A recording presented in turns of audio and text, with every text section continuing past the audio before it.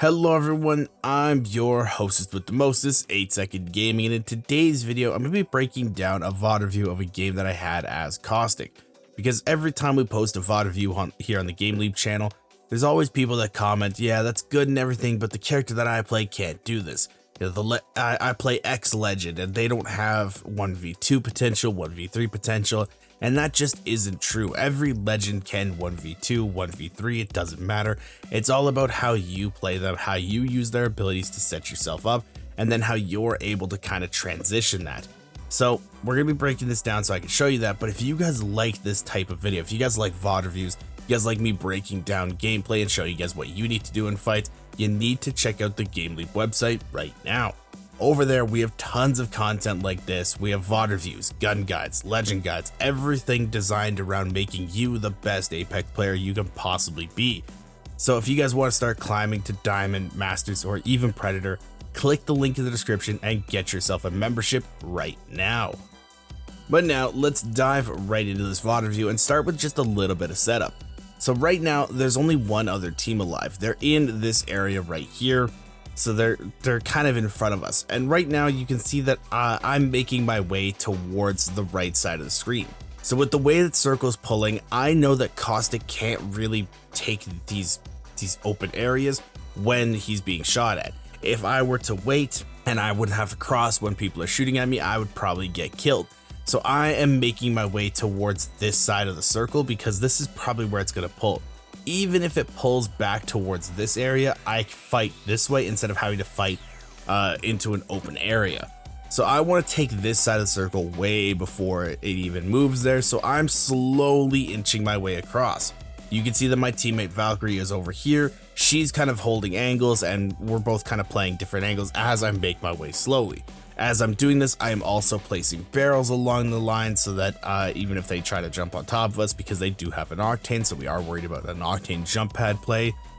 As I'm going, I'm placing barrels and really making kind of a stronghold area for us to play. So with this, I'm basically just holding angles and making my way across. And there's never a time that I'm really overcommitting to anything, because right now, all I'm waiting for them to do is to mess up. They have red armor, so I don't really have a spot to push. The Octane's looking for angles over here, so I'm really just trying to make sure that Octane can't get a spot to push off of. So right here, I do get hit pretty hard, so I do have to pop a shield battery, but thankfully my Valkyrie does have off angles as well.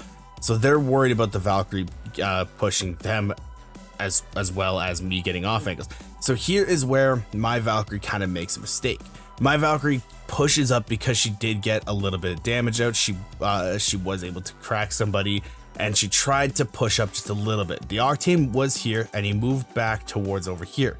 So they had the Valkyrie over here with an angle right here, and they had the Octane up on this ledge with the angle right over here. So they were able to team fire her and get my Valkyrie down.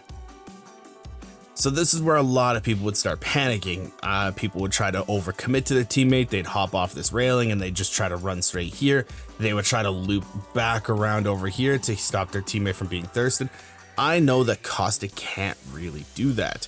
Would I have been able to do it and potentially have saved my teammate? Absolutely. There's always potential in games like Apex. Fights can be turned in a matter of seconds. But right now, this is just too open of an area. If I were to try to commit to that, I would probably be lasered as I'm trying to run over, and I would just be caught out. So right now, what I need to do is I need to wait for them to make a mistake, because people get impatient in fights. People really want to end them as quickly as they possibly can, especially in pub games, because nobody wants a pub game to be drawn out. So with this, people are trying to end this as quickly as they possibly can. So I'm sitting here and I'm just trying to make as much space as I can. I'm trying to take as many angles as I can to try and get maybe a one clip off, or maybe make it so that one of them can't push. And then I'm also throwing barrels down as soon as I kind of get them and I really have an angle, because I want to make this basically an unpushable area. If they want to come after me, they have to really commit to it. So there I was able to get a lot of damage out on the Valkyrie, so I know that she isn't able to push right now. So I'm trying to focus the Octane. The Valkyrie's going to be healing. The Valkyrie is going to be out of the fight, so I'm basically just trying to focus on the Octane to try and get damage on the Octane. So now this is also an interesting part because I am almost out of light ammo, so I can't really draw this fight out with my R301 anymore. and it's not a good situation for me to be in. So right now I want to try and get them in as close range as I possibly can, because the car shreds.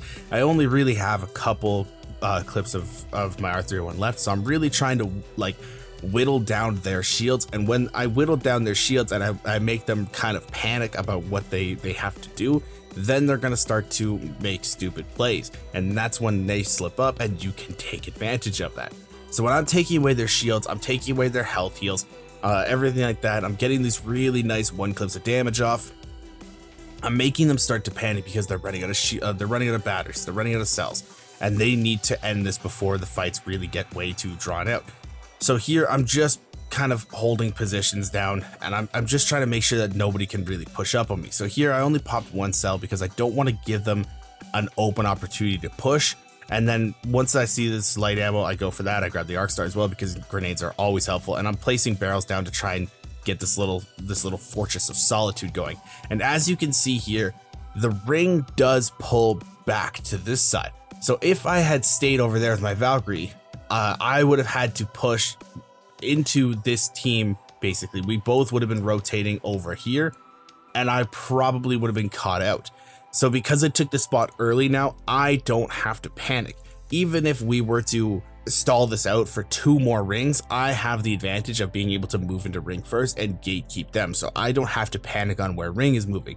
So if you're able to identify that in your fights early and move into those spots before any other teams are, that is something that you need to be paying attention to, and something that you really need to be looking for in your fights. What you're trying to do here is make them come to you, because right now you're playing like I'm playing Caustic. You might be playing somebody like let's say Rampart, or maybe even a Watson. Maybe like your character's maybe a little less defensive. Maybe you're playing a Horizon. If you're able to get them to come out into an open area and you can ult them, that can win the fight right there. But right now you're trying to make them commit to something that they don't want to commit to. So I'm basically just playing these stairs to see if I can see somebody push up, and I'm trying to throw barrels down in just random spots, because if they want to run into me, they either have to stand in the open or they have to run into a barrel, which is never a good idea. So they have about 1.5 minutes before they really have to move, and then they're going to be kind of in my area. So I'm taking a little bit more damage than I want to here, which is kind of unfortunate, and then one of my barrels does get popped. So right now I'm just trying to keep myself healthy. I don't want to really overcommit to this peak battle without shields, but I do see them moving, so I try to get some shots off as they are running to the side here. I don't want to let them get take space for free, and I do kind of get punished for it, but then I realize that I have barrels up here. So if you're in a situation like this where you get cracked, you get hit, always go for heals. Like in a situation like this where I have all of these barrels up, they can't really hop on top of me in a blink of an eye. If they had the octane pad and I didn't have the barrels, they probably would have been able to just jump on top of me with the octane pad. But because I have these barrels, I have a minute of time to breathe, and I can pop this Phoenix kit. It's a little bit greedy to some players because Phoenix kits do take a while to pop, but it is worth it to get that heal out. And I have this barrel going so that they can't really push in without having to destroy it. So that does buy me a little bit of extra time. So when I do this, I'm throwing barrels out. I'm trying to get them into just random spots, because even if they shoot them, like these 2 barrels in front here, these ones are very easily shot. But the reason that I have these here is because, you know, sometimes people mess up and they accidentally shoot like right above here instead of the bottom, and they activate it, or they have to take the time to take their aim off of me and shoot the barrel and then retarget me. So that gives me a little bit of time to shoot them before they shoot me, because they decide to shoot the barrel. So there's just small things like that that you need to be paying attention to if you're really looking to pull off random plays. Barrels don't always have to be in the best spots. But then I'm able to get a decent bit of damage out on the Valkyrie there. And then as they are pushing up, I do realize that the octane is close. So I'm trying to split them apart.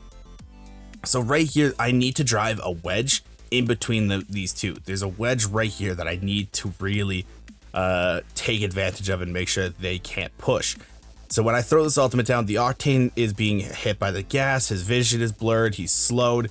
There's just a whole bunch of stuff that's going on with this octane. I can't let him get out of this. So I need to hop on top of him as quickly as I possibly can. I do enough damage so that I don't have to really overcommit to it, and then I can peek back out and shoot him there. The Valkyrie hops into my gas and makes a mistake there, and I'm able to get a 1 clip off, and that's how I'm able to easily win that fight. So whenever people say, oh, I'm playing this character, I can't pull off 1v2s, or I'm playing this character, I can't do this, I don't believe them. Winning fights is literally just about playing to your character's strengths and making sure that the other team messes up if you're not able to make them mess up. If you're able to stall fights out, if you're able to just wait things out, do it. Don't overcommit to anything. Let the other team make the mistake, and then you're able to pull off amazing wins. So I really hope that you guys enjoyed this VOD review and you guys learned something new. If you did, please make sure to smash that like and subscribe button to stay up to date with all of our fantastic Apex Legends tips and tricks videos. Thank you guys all for watching. Once again, I'm 8 Second Gaming, and I will see you in the next one.